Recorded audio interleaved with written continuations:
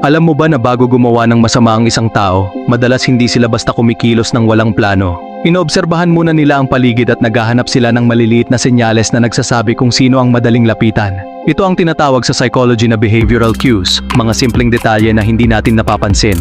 Pero pwedeng magbigay ng impormasyon tungkol sa ating lifestyle at kahinaan. Ang nakakagulat, marami sa mga senyales na ito ay ginagawa natin araw-araw nang hindi natin namamalayan. Isang post sa social media, isang pares ng sapatos sa labas ng pinto, o isang bukas na kurtina sa gabi, ay maaaring magbigay ng ideya sa ibang tao tungkol sa kung mag-isa ka ba o kung gaano ka kaingat sa iyong paligid. Hindi ibig sabihin na may masamang mangyayari agad. Pero ang psychology ng mga taong naghahanap ng target ay nakabase sa paghahanap ng pinakamadaling pagkakataon. Kaya sa video na ito, pag-uusapan natin ang 5 karaniwang pagkakamali na ginagawa ng mga taong mag-isang nakatira. At kung paano ito tinitingnan ng isang taong may ibang intensyon. Dahil minsan, ang pinakamalaking proteksyon natin ay hindi lamang kandado o seguridad, kundi ang pag-intindi kung paano nag-iisip ang ibang tao. Isang pares lang ng sapatos sa labas ng bahay. Marami ang hindi nagbibigay ng pansin sa sapatos na iniiwan nila sa labas ng bahay dahil para sa kanila ay normal lang itong gawin. Pero para sa isang taong may masamang balak, ang isang simpleng detalye ay pwedeng magsabi ng maraming impormasyon. Kapag iisang pares lang ng sapatos ang nakikita sa may pintuan, madali nilang maisip na iisa lang ang nakatira sa loob at wala kang kasamang makakatulong kung may mangyaring masama. Hindi ibig sabihin na lahat ng taong dumadaan sa tapat ng bahay ay may masamang intensyon. Pero hindi mo rin alam kung sino ang nagmamasid at naghahanap ng pagkakataon. May mga taong matyagang inoobserbahan ng isang lugar bago gumawa ng masama. Tinitingnan nila ang maliliit na detalye tulad ng bilang ng sapatos, ilaw sa bahay, at oras ng paglabas at pag-uwi ng nakatira. Kaya mas mabuting huwag mong hayaang maging madaling basahin ang sitwasyon mo. Kung mag-isa ka talagang nakatira, isang simpleng paraan para mabawasan ang atensyon ay ang paglalagay ng isa pang pares ng mas malaking sapatos o work boots malapit sa pinto.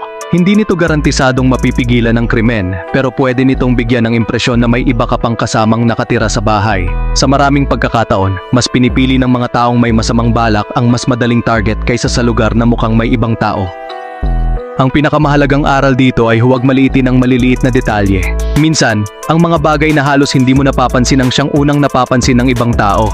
Kung may paraan para dagdagan ang iyong seguridad ng hindi naman magastos at hindi nakakaabala sa araw-araw mong buhay, mas mabuting gawin mo na to. Mas mabuti nang maging maingat kaysa magsisi kapag huli na ang lahat.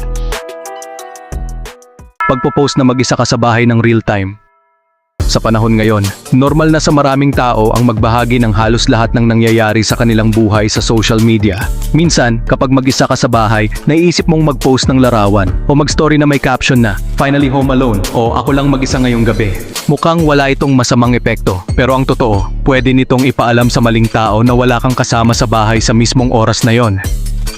Hindi lang mga kaibigan mo ang pwedeng makakakita ng mga post mo. Depende sa privacy settings ng account mo, may posibilidad na makita rin ito ng mga taong hindi mo kilala. Kahit pa naka-private ang account mo, hindi mo pa rin lubos na kilala ang lahat ng nasa friends list mo. Isang screenshot lang o simpleng pag-share ng post ay sapat na para makarating ang impormasyong yon sa ibang tao na may masamang intensyon. Mas ligtas kung iiwasan mong mag-post ng lokasyon o sitwasyon mo habang nangyayari pa ito. Kung gusto mo talagang ibahagi ang ginawa mo o ang lugar na pinuntahan mo, mas mabuting i-upload mo na lang ito pagkalipas ng ilang oras o kahit kinabukasan. Sa ganitong paraan, hindi alam ng ibang tao ang eksaktong oras at lugar kung nasaan ka. Maliit lang itong pagbabago sa nakasanayan mo, pero malaki ang maitutulong nito para maprotektahan ang iyong kaligtasan. Tandaan, hindi lahat ng impormasyon ay kailangang ibahagi agad sa internet. May mga bagay na mas mabuting manatiling pribado, lalo na kung tungkol ito sa iyong lokasyon at kalagayan. Ang ilang minutong paghihintay bago mag-post ay halos walang epekto sa social media. Pero pwede itong magkaroon ng malaking epekto sa iyong seguridad. Mas mabuti nang maging maingat kaysa magbigay ng pagkakataon sa taong naghahanap ng madaling biktima. Huwag agad magbukas ng pinto kapag may kumakatok. Kapag may kumatok sa pintuan, natural lang na gusto mong agad itong buksan. Lalo na kung iniisip mong baka delivery rider, kapitbahay o kakilala mo ang nasa labas. Pero kung wala kang inaasahang bisita, mas mabuting huwag magmadali. Ang ilang segundo ng pag-iingat ay pwedeng maging dahilan para makaiwas ka sa isang sitwasyong mapanganib. Hindi lahat ng kumakatok ay may mabuting intensyon. May mga pagkakataon na ginagamit ng mga masasamang tao ang simpleng pagkatok para malaman kung may tao sa loob ng bahay o kung mag-isa lang ang nakatira. Kapag bigla mong binuksan ang pinto, agad nilang makikita ang iyong muka, kalagayan, at kung may iba ka bang kasama. Sa sandaling yon, mas madali nilang masusukat kung gaano ka kadaling lapitan o lokohin. Kaya huwag mong hayaang maunahan ng kuryosidad ang iyong pag-iingat. Kung may peephole o door camera ang bahay mo, ugaliing gamitin muna ito bago lumapit sa pinto. Kung wala naman, pwede kang magtanong mula sa loob habang nananatiling nakasarado ang pinto. Kung totoong mahalaga ang sadya nila, sasabihin nila kung sino sila at bakit sila naroon. Kung nagmamadali silang pabuksan ang pinto o umiiwas silang magpakilala, isa na itong senyales na kailangan mong maging mas maingat. Hindi ka bastusan ang pag-iingat pagdating sa sariling kaligtasan. Mas mabuti nang maghintay ng ilang segundo para makasiguro kaysa magsisi kapag nabuksan mo ang pinto sa maling tao. Tandaan, ang pinto ang unang harang na nagpoprotekta sa iyo at sa iyong tahanan. Kaya bago mo ito buksan, siguraduhin mo munang alam mo kung sino talaga ang nasa kabilang panig. Huwag itapon ng buo ang delivery label. Sa dami ng mga taong mahilig umorder online ngayon, normal na lang ang magkaroon ng mga delivery box sa bahay. Pagkatapos buksan ang package, karamihan ay diretso na itong itinatapon sa basurahan nang hindi man lang tinitingnan ng label. Pero ang maliit na sticker na yon ay pwedeng maglaman ng buong pangalan mo, address, numero ng telepono, at kung minsan ay iba pang personal na impormasyon. Kapag napunta ito sa maling tao, pwede itong gamitin laban sa'yo. May mga taong sadyang naghahalongkat ng basura para makakuha ng personal na impormasyon. Kahit bihira itong mangyari, hindi ibig sabihin na imposible na ito. Kapag nakuha nila ang pangalan at address mo, mas madali silang makakapagkunwaring delivery rider, empleyado ng isang kumpanya, o kahit taong may mahalagang pakay. Dahil alam nila ang ilang detalye tungkol sa'yo, mas madali kang mapapaniwala at mas mababa ang posibilidad na magduda ka. Isang simpleng paraan para maiwasan ito ay takpan ng permanent marker ang lahat ng personal na impormasyon bago itapon ng kahon o sobre. Mas mabuti pa kung pupunitin o gugupitin mo ang mismong label hanggang hindi na ito mabasa. Ilang segundo lang ang kailangan para gawin ito, pero pwede nitong pigilan ang ibang tao na makakuha ng impormasyon na hindi naman nila dapat makita. Ang personal na impormasyon ay isa sa pinakamahalagang bagay na dapat mong protektahan. Minsan, hindi hacker o scam message ang pinakamalaking panganib, kundi ang mga impormasyong ikaw mismo ang hindi sinasadyang ibinibigay. Kaya sa tuwing may matatanggap kang delivery, huwag lang isipin ang laman ng package. Siguraduhin mo ring ligtas na naitapon ang label bago ito mapunta sa basurahan. Huwag iwanang bukas ang kurtina kapag gabi na. Maraming tao ang hindi namamalayang nakabukas pa rin ang kanilang kurtina habang maliwanag ang ilaw sa loob ng bahay. Para sa kanila, wala itong ibig sabihin dahil komportable naman sila sa sarili nilang tahanan. Pero kapag sumapit ang gabi, nagiging parang malaking bintana ang bukas na kurtina kung saan kitang-kita ng mga tao sa labas ang bawat galaw mo.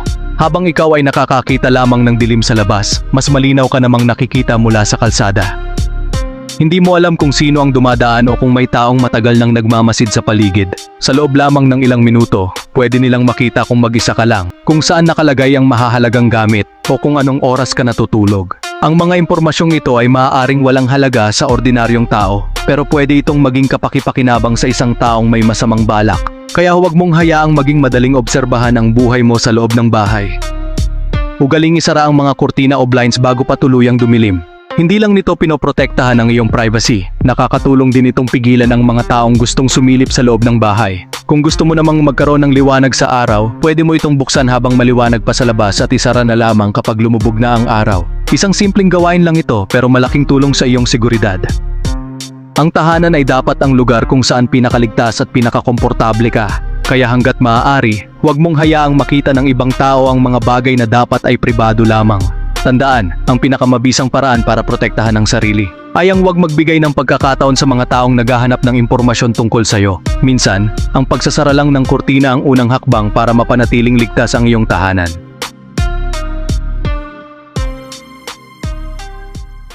Ang 5 tips na ito ay hindi garantiya na walang masamang mangyayari, pero malaking tulong ang mga ito para mabawasan ang panganib at maprotektahan ang sarili mo. Kadalasan, hindi malalaking pagbabago ang kailangan para maging mas ligtas. Ang mga simpleng ugali na ginagawa mo araw-araw ang may pinakamalaking epekto sa iyong seguridad. Mas mabuti nang mag-ingat ngayon kaysa magsisi kapag huli na ang lahat. Kung may kakilala kang mag-isang nakatira, huwag mong sarilihin ang impormasyong ito. I-share mo ang video na ito dahil baka isa sa mga tips na narinig mo ngayon ang makatulong para maiwasan nila ang isang delikadong sitwasyon. Minsan, ang isang simpleng paalala ay sapat na para makapagligtas ng isang tao mula sa kapahamakan na hindi niya inaasahan.